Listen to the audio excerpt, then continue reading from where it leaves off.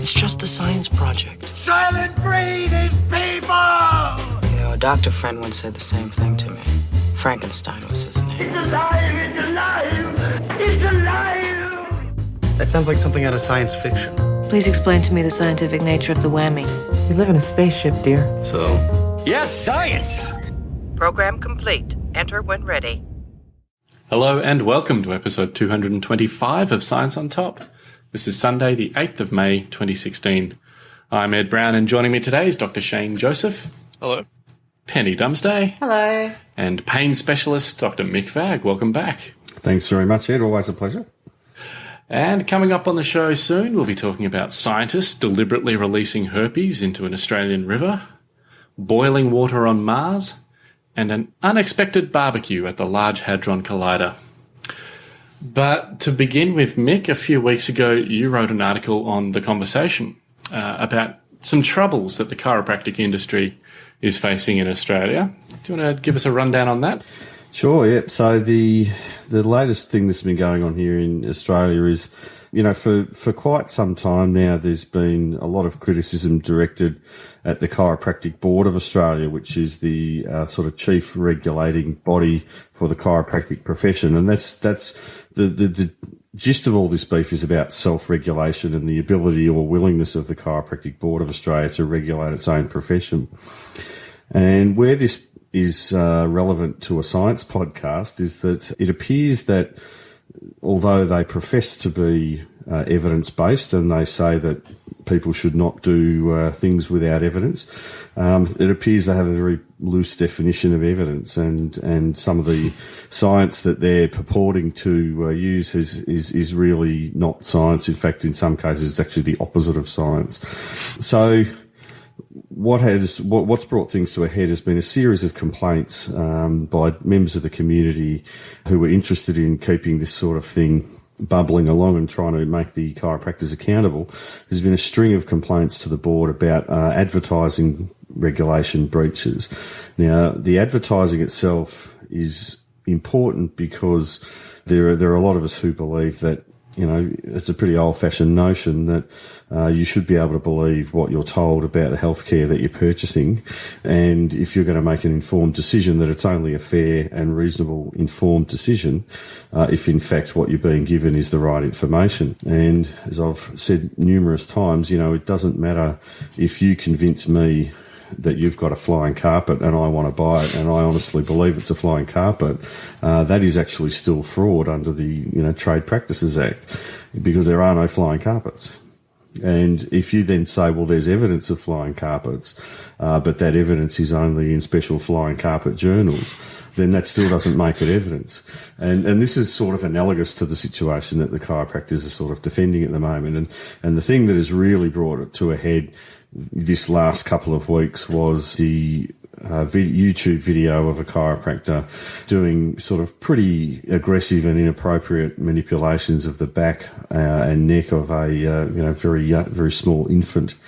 Well, we'll come back to the video in a little bit, but I think, should we just break it down and say, what are we talking about when we say chiropractic? Because sure. I think, is it different in Australia to what chiropractic means in the US, for example? Not hugely. A lot of there is a big difference between different types of chiropractor, or at least different belief systems within chiropractic. And so what happened is the profession itself originated with a crank and a magnetic healer by the name of Daniel Day Palmer, DD. BJ was his son.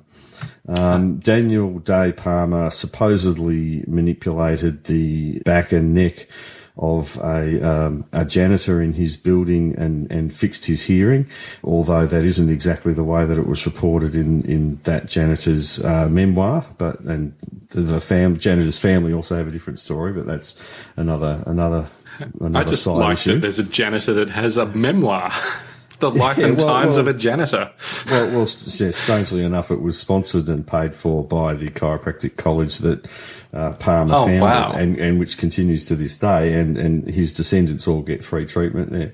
Huh. So anyway, Daniel Day Palmer came up with this sort of series of ideas about, and his idea was essentially that there was this thing called innate intelligence, which flows from the universe into your head, and your brain is like an antenna for innate intelligence, and it distributes the innate intelligence throughout the body by means of the nervous system, and that anything which resulted in an impairment of the flow of this nervous energy or this innate intelligence was going to be detrimental. So it led to the idea that in order to be healthy and to be unimpaired, you actually needed to have a perfectly aligned spine. And this was also, around about the time when X-rays were first being introduced, and nobody really knew whether it was important to have a perfectly aligned spine or not. So Palmer introduced a whole series of manipulative techniques, or sort of manual therapy type techniques, which were very common at the time.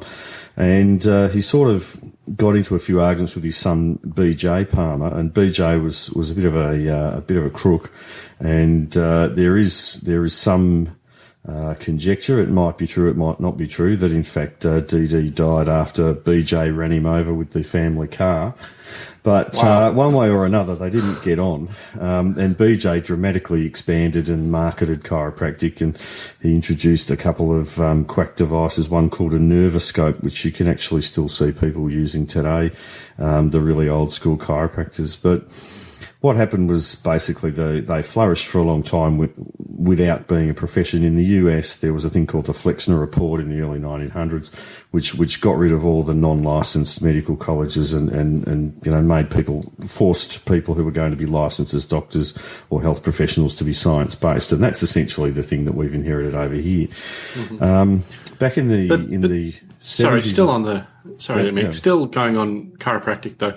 Yeah. Is that still how it's treated today, with the innate intelligence and the alignment? Because a lot of chiropractics, my understanding, is a matter of you've got a sore neck or whatever, so you'll crack it, you'll click it, you'll manipulate it somehow, and then the sore neck will go away. Yeah. So what happened was, over the years, essentially, there are still a lot of chiropractors who do believe in innate intelligence, and if they don't actually say it out loud, they constantly refer to it by some code words, and these are the so-called vitalistic chiropractors, and if you are as I say, over the years, there were a lot of chiropractors who actually just found that it was a type of manual treatment, and they sort of, a bit like physio, or a combination of a sort of a physio and a massage therapist.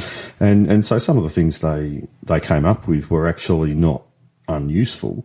But, in a sense, they were right for the wrong reasons. And, so some of those techniques are similar to what physios or osteopaths or others do. But the things that are unique to chiropractic are based on the presence of this mythical vertebral subluxation, which is this malalignment of the spine. Now, a science-based chiropractor, if there is such a thing, will say that that's a historical construct. They don't believe in it anymore. Nobody's ever been able to produce any evidence that it's actually a real thing, and they will limit themselves generally to back and neck pain using manual techniques. They'll try and do sports and other things. However, the use of chiropractic techniques on infants and babies and children is entirely vitalistic in principle. There is literally no research whatsoever to support the use of any of these techniques in children, let alone in babies. And the justification that is given for that is entirely vitalistic, and they say that birth is traumatic, that babies are born with lots of subluxations, need to be immediately corrected or they won't be healthy. And, that led to this very distasteful affair where the current incoming president of the Chiropractors Association of Australia, which is their largest professional body, was actually prevented from taking office because it came to light that she had been sneaking into hospitals anonymously and performing adjustments on newborns in public hospitals. And so, yeah. That's, oh my God. Okay. That is insane. Yeah, so if you have a look, is that there's no legal issue there though, is there? Presumably the parents consented, but I guess if the hospital doesn't want to. I think there is a legal issue there if you ask the insurer, the hospital insurers. Of course, and I think if you ask the insurers of the nurses and the midwives on the ward under whose care that baby is, certainly there's an ethical issue. I was just unsure about whether there was a legal thing, but Well, there's definitely an insurance issue, as Mick said, because I mean, that's if you're not a registered, person in a hospital, practitioner at a hospital doing, proper medical stuff. If you come in and perform procedures without, but also if the nurses and doctors relevant to that case don't know that there's some procedure being done on them, that's also a big issue. Well, yeah, that too. Was that the case, Mick, or was it something? That was the case, yeah. It also there's also been a past president of the Chiropractors Association of Australia who is mentioned in a book as having gone in and performed manipulations on a spinal injury patient while they were in rehabilitation in the spinal unit, which is really sort of troubling. But, but that's So what has led to the? But it was this video that really, turned people's stomachs and made people really pay attention. All right, shall we have a listen to a bit of that video? Sure. Yeah. I'm going to take that contact there like that. I have to, unfortunately, just extend her a little bit to get it in the right place. That's why we be quick. Hey, darling. Hey. Hey. You'll stop. You'll stop. So that was a 4-day-old baby being treated for colic, which is basically uncontrollable crying. It just goes on and on and on, which I'm pretty sure is just part of being a baby. And isn't colic also like stomach upset? Yeah, but colic also, I mean, it really just refers to a baby that cries inconsolably, but generally that happens to a lot of babies between about 8 and 12 weeks, and then it just settles down by itself. So there's actually no reason to intervene in any way for treating colic, other than to treat the mother's anxiety. Yeah. But it's traumatic listening to, and it is worrying. But also, I don't think this has been... How widely has this been condemned from, you were talking about the Chiropractic Board of Australia and that, from the upper echelons? Yeah, so certainly you can't find anyone within the chiropractic industry who says that is wrong, apart from a group called Chiropractic Australia. They still think it's okay to look after children, but they don't recommend X-rays or manipulations or anything like that. But notably, the CAA and the board have both failed to outright condemn this sort of treatment, and the CAA continues to maintain that they have what they call robust evidence to say that it's worth doing. And I can tell you, having looked closely at the major chiropractic pediatric association around the world, there's one in particular called ICPA, which is a number of the chiropractors in Australia are members of that, and that is a rabidly anti-vaccine, rabidly vitalistic organisation, and you cannot find anything of theirs published in reputable journals. So, if you go for PubMed, for example, PubMed, a big online database from the National Library of Medicine in the US, has several billion articles going back to the 60s available that you can search. And a lot of journals that the chiropractic material is published in are not even eligible for PubMed because they're such low quality. They don't meet the basic requirements for peer review and publishing integrity, so they're not even listed with PubMed. So when you look for reputable evidence of any of these techniques, it's just simply not there, and what is there is disreputable. And let's face it, peer review in the chiropractic is a bit of a joke anyway. Because it's not, Well, I mean, I mentioned earlier that it's what they're doing is the opposite of science. And so what they're doing is they're actually starting with the answer, i.e. chiropractic works, and now let's do some studies to show that it works. It's very much like creationism. Exactly, yeah. And there's a large organisation called the Australian Spinal Research Foundation, which disguises itself as a legitimate research organisation. In fact, less than 8% of its research money actually goes to research, and the rest goes on promoting chiropractic. And this was pointed out in a blog by the Rogue Chiropractor a couple of years ago. And, the ASRF's motto is more research faster. because they know they have a problem with it, and they just want research to show that subluxations are real and to show that chiropractic is real. And so they're starting with a conclusion, and then they're trying to work backwards from there, which is the exact opposite of science. And we should make a note also that the Spinal Research Foundation is a very, very different organisation to the Spinal Research Institute, which is a actual worthwhile institute that's doing a lot of good spinal research. Absolutely. And full disclosure, it was founded by my father. Yeah, I'm like, Ed, how are you so on top of these institutes? Oh, I know my spinal research. But the video of the 4-day-old baby being manipulated like that, that's been part of the spark for a government investigation, hasn't it, here in Victoria? Yeah, it has. There's been calls both from the South Australian and from the Victorian Health Minister to the board of the chiropractic board to say, what are you guys doing about this? You know, it's not as though the chiropractors themselves are unaware of these problems. Advertising breaches and problems with advertising has been mentioned in 6 out of the 10 quarterly newsletters that the CBA has produced ever since it was founded back in 2011. And they devoted an entire issue in September last year to these sort of claims. You know, and yet you can still easily find them everywhere. Yeah. So this is an actual investigation, is it, or is it just kind of a letter saying what's going on? I think it's a please explain to the board, and there have been calls in the Medical Journal of Australia by Ken Harvey and others to actually sack the entire board because they've done nothing. You know, that's a pretty extreme step, but then again, they've really proven themselves unworthy of self-regulation, in my opinion.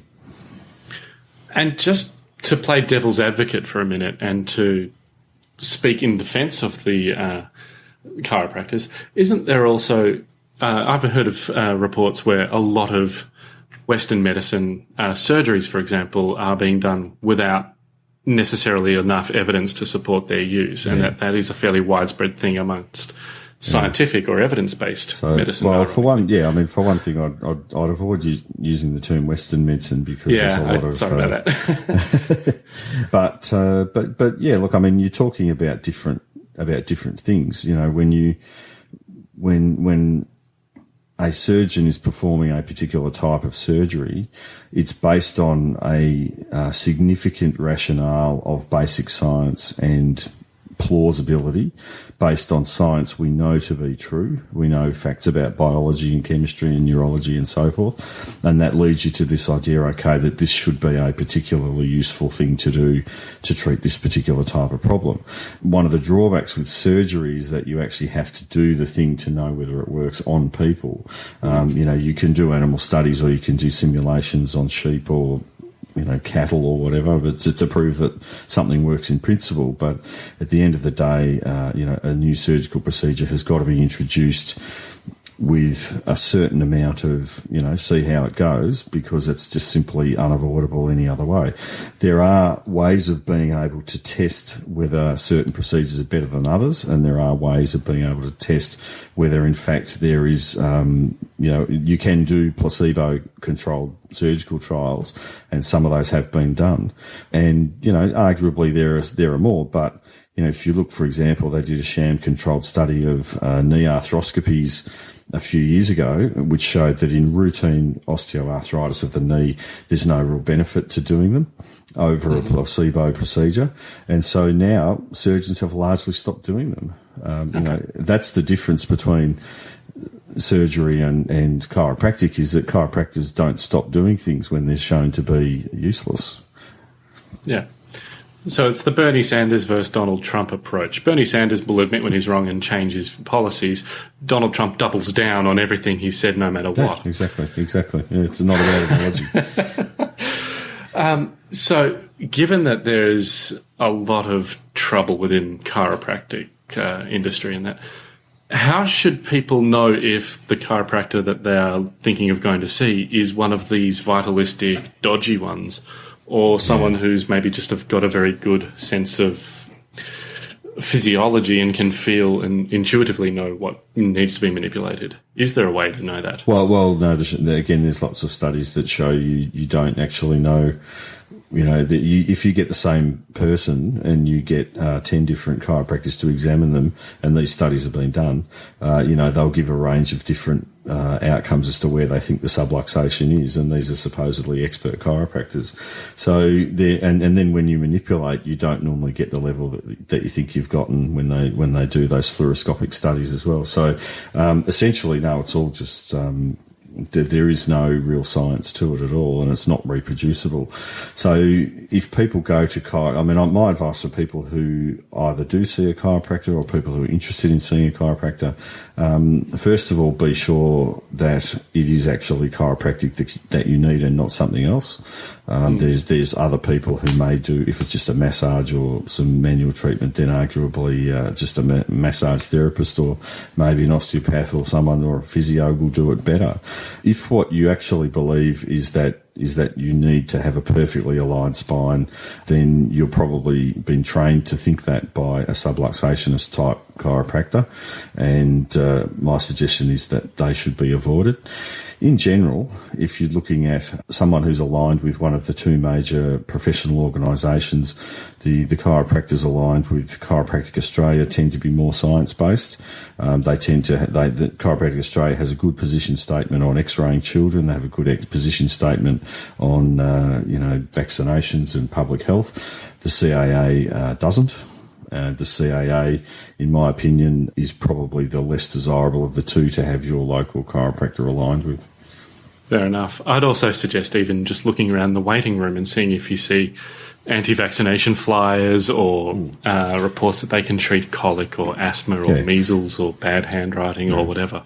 Yeah, there's a book that they often use in their waiting rooms called Well-Adjusted Children or The Well-Adjusted Child. If you see that, you should run, not walk. If you can.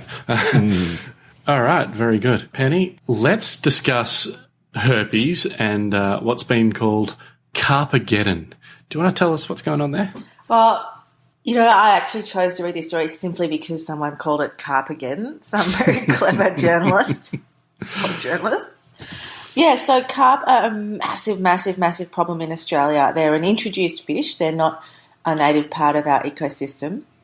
And do they form like 80% of the biomass in some of our rivers? It's some massive, massive number. Yeah, in the Murray, I think it's 80%. Yeah. It's just it's like the rabbit plagues. It's unthinkably huge, but a bit invisible if you're not a river user because it's just a river. And they have a lot of, apart from just this huge population, they also cause a lot of turbidity in the water. So they stir it up, they make it muddy, and that affects the way that the native organisms that live in the rivers behave. A lot of the predators are visual predators, and if the carp are living there stirring up the water, they can't see to hunt and so on. So there's sort of no good side to this also because apparently, and I didn't realise this, I always thought carp weren't edible. Australians don't tend to eat carp. They are considered quite a nice fish to eat in other places in the world, but there is no real carp eating industry in Australia, and it's not economical for us to export the carp to somewhere that does want them because you'd have to catch them and freeze them, and by the time you've done all of that and got them these long distances, they're going to be kind of expensive. So we've got this humongous carp problem. What to do? And it turns out that there's funding now for a carp control plan, which is going to include the release of carp herpes. Carp herpes. Carp herpes. Oh. So presumably that's a different strain of herpes to what affects humans. Yes. It's you can't catch herpes off a carp, and I know I'm getting a bit schoolboy here. It's not even an STD for the carp. They can just like cold sore herpes is. You can just get it by touching. So when the carp touch each other, the virus spreads, and it's been because Australia has a pretty poor history of success with biological controls. So Exhibit A, the cane toad. Myxomatosis, I think calicivirus did a bit better. But these things, it's obviously a really bad outcome to have a whole lot of carp, but also introducing another factor into an already messed up system doesn't necessarily work. However, apparently the carp herpes has been researched for about 8 years, and that research has suggested with quite high levels of confidence it's not going to infect native fish, it's not going to jump to different kinds of animals, and it should be pretty safe. It's not going to kill all the carp, but the goal is a 95% reduction in the carp population. So presumably that 5% that doesn't get wiped out will be herpes resistant or something. Yeah, well, apparently they'll still carry the virus and spread it to other carp, and it can become activated in times of stress. So stress might include increase in populations. So hopefully... Would being lonely cause enough stress to reactivate? I don't know. You'd hope that it would just help the population to stabilise at a lower level, but who knows? Okay, so we introduce herpes. It wipes out 95% of them. Then they sink to the well, maybe they rise to the top of the river. I'm not a fish expert. But then what do you do with all the dead carp? And apparently there's, I think, $15 million worth of funding for this project, and a huge amount of that is going to deal with what to do with all the dead fish. So clean up afterwards. Yeah, because the clean up has to take place within about 48 hours. Otherwise, yeah. But if we're talking the whole Murray-Darling Basin, that's a huge river system. It's a huge river system. I don't know how long it will take to spread, but once there's been like a carp kill, it's going to happen. It's got to get cleaned up really, really quickly. There's a company called Charlie Carp that makes fertiliser, and they're considering expanding their business to the Murray-Darling area to make use of the kills. They can be used as pet food. They can be buried in sort of mass graves, but they... I know. It's Carpageddon, people. Like, what are you going to do? Oh, wow. It's real pity they don't taste very good. Yeah, but I mean... incredibly easy to catch too. Years ago when I was a kid, we've got cousins up on the river there, and you didn't even need to bait your hook. You just go to somewhere where there was lots of carp, and you were just pulling them out every 15 or 20 seconds. They were just horrible things. Yeah. Yeah. And even if they were tasting good, I mean, you still don't want them in the rivers. Like, well, no, they're just a terrible, terrible pest. But it's just it's just salt in the wound, really. The fact that they taste like I know, there's no point even eating it. But I mean, again, people I'm sure it maybe is just an acquired thing because people in other countries. Like, one of the reasons this carp herpes was discovered was because it caused a real problem in the Israeli carp industry. So it was quite damaging there. So anyway, look, every time I read about carp in the Murray-Darling, it makes me feel very sad because Australia is a very lovely place, and all these introduced species just kind of introduce everything. And Murray cod are magnificent. They are. They're like. They're incredible. Majestic. I don't know. Actually, well, yeah, a long-lived, very slow-growing, majestic fish, and they're just being overrun by this stupid carp. But it's also, I can't help thinking our record, as you say, Penny, with biological controls, it's not great. Our methods of getting rid of pests tend to make the problem worse or another problem worse. Yeah. Such as the cane toads or something. Yeah. Although Gullies virus to control rabbits, I know it hasn't been an unqualified success, but I think it's been, better than no... It was also released way too early, which I find hilarious. Just goes to show you don't want to cross Khaleesi. The mother of dragons will win any. Anyway, one of the problems with this carp herpes, though, is that there are some carp, the koi, so ornamental carp that people keep, are also vulnerable. So if you do have a koi pond, you need to make sure you're... This is what I'm talking about. We're going to wipe something else out by mistake. Yeah. But whatever. Who cares? They're just bloody ridiculous dolphins. Shame the dog owner. Even an ornamental carp is not very ornamental. Exactly. They're just ridiculous-looking fish. I'm sorry, but so whatever. Judgmental. All right. Probably get hate mail now for all the carp owners. Yeah, from all the Carp Association of Australia or something. All right. Well, Shane, do you want to tell us about the dark gullies and geologic formations on Mars that might have been explained this week. Apparently there is water boiling on Mars, which sounds counterintuitive to me. It does sound counterintuitive until you realise physics, which I'm not very good at, by the way. But apparently, and I didn't know this because, again, physics is not my strong point, but apparently under the pressures of Mars, which are very, very low, and the temperatures, which are also very, very low, water can boil at extremely low temperatures on the Martian surface. Now, the question is, so this goes back to these gullies that are formed, and now scientists have been watching these gullies that form seasonally on Mars, I think for about 5 years now, and they've been wondering what the hell causes this. I mean, obviously, it's some sort of a seasonal thing. The likely explanation is flowing water, but as we know, that's kind of unlikely on Mars, considering that it's basically a frozen desert. So the question is, what's causing the gullies? And they thought it was maybe salty brine, in a sort of a very temperate part of the Martian surface. But again, it's still damn cold. So they tried to replicate what would happen on the Martian surface. Obviously, they can't account for things like gravity, but they can account for pressure and the temperature. And what they saw, like when they set up like this sort of a microcosm of Mars, and they poured salty water down the slope under the same conditions, they found that the water boiled as expected, but it also threw up it was a bit like popcorn apparently, and it sort of threw up sand, and that caused gullies to form and were carved into the sand surface. Okay, so this is in a decompression chamber.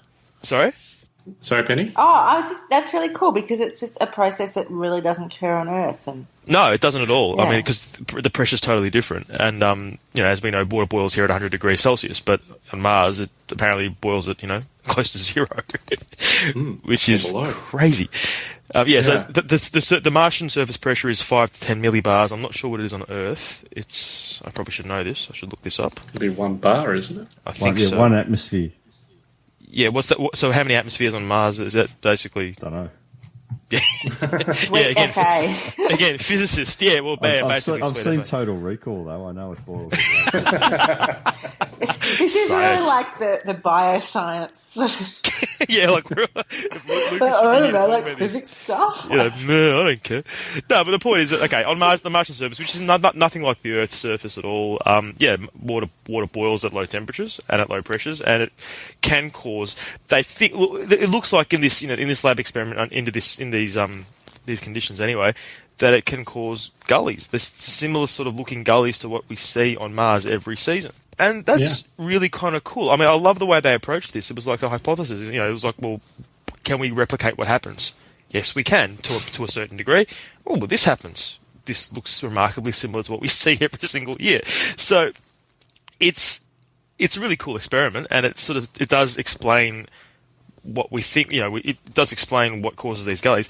What it does sort of put a foot into is this idea that there is life on Mars in these gullies, because obviously these are very short-lived. The water won't last very long, and the gullies are basically just sand formations, and there doesn't seem to be a conditions on the planet for things to grow in water that we know of anyway. But even if there could be something like all the plants in the desert that don't get rain that much, that will hold on to whatever moisture they've got until there's more.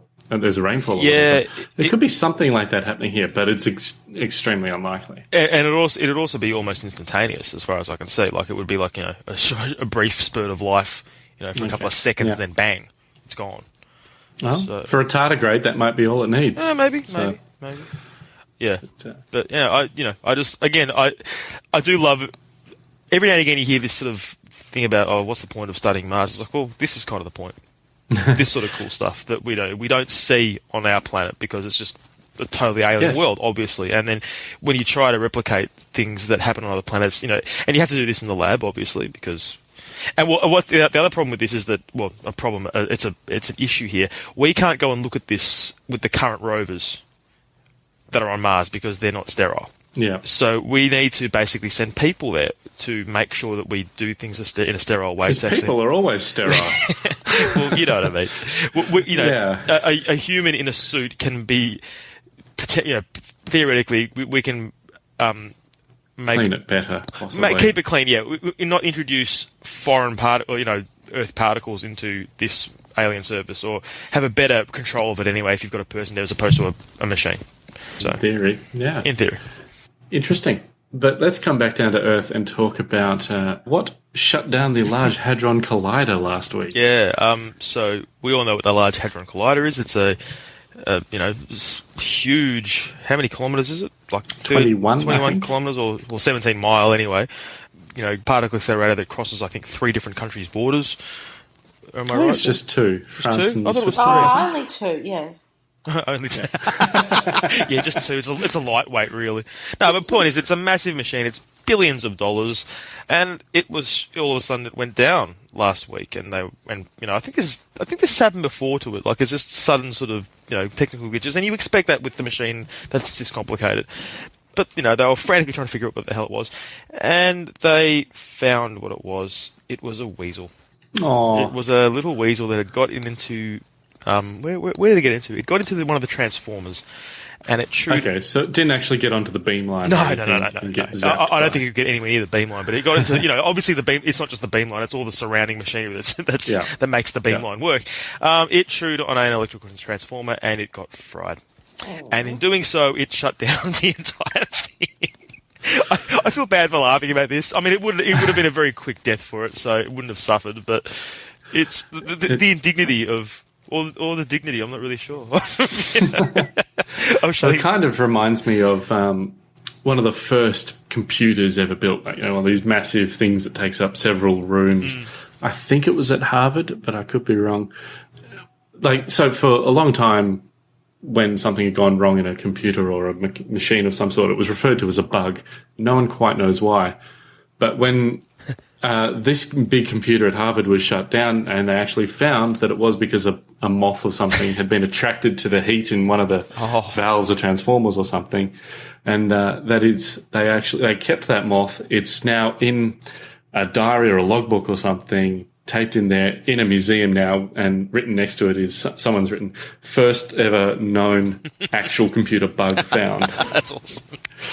Which is very cool. I don't think that happened to the weasel, though. I think that might have just been give it time. It could be a meme. Could be. Anything can become a meme. But, yes. All right, well, I think that's our show. Dr. Mick Vagg, thanks so much for being on the show. Cheers, thanks. Where should people go to find you on the interwebs? Sure, yeah. Usually on theconversation.com. My column's called Medicandus, and on Twitter @Mick Vagg. And we'll have links to all of those and all the stories that we talked about today at scienceontop.com/225. And that's where all our social media links are. And don't forget, you can email us, feedback@scienceontop.com. And we really appreciate all the iTunes reviews that people leave. It helps us spread the word and get noticed so other people get to hear our good news.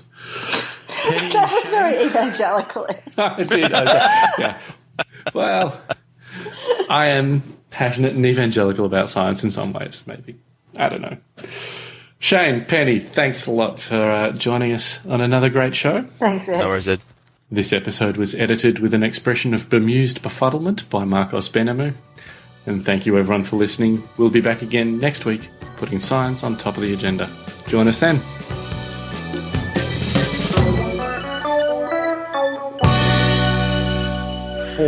Days old. Do you defend it? As I said, I can't comment because I have no... You have to comment, Andrew. You're the Deputy President of the Association. Yeah, well, you either say it's okay or you say it's not. Well, the care of children has been a part of chiropractic for a very long period of time. 4 days. That particular video did not look good, and it's the type of adjustment that occurred is well, really, we don't. Why not just come out and say it's wrong? Well, that type of adjustment on a 4-day-old would not be recommended. I wouldn't have thought. Can chiropractic treatment deal with ADHD or autism? Look, chiropractic isn't a cure for those things, no. But what why is the claim made by members of your association? Because I'm just about to tell you. Okay, the chiropractic can have a part in the treatment because the treatment of these things, they're complex conditions and they have lots of parts to them.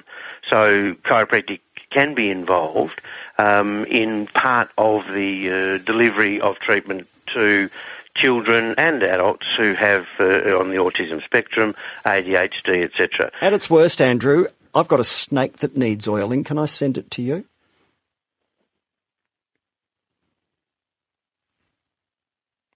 Are you there? Yes, I am.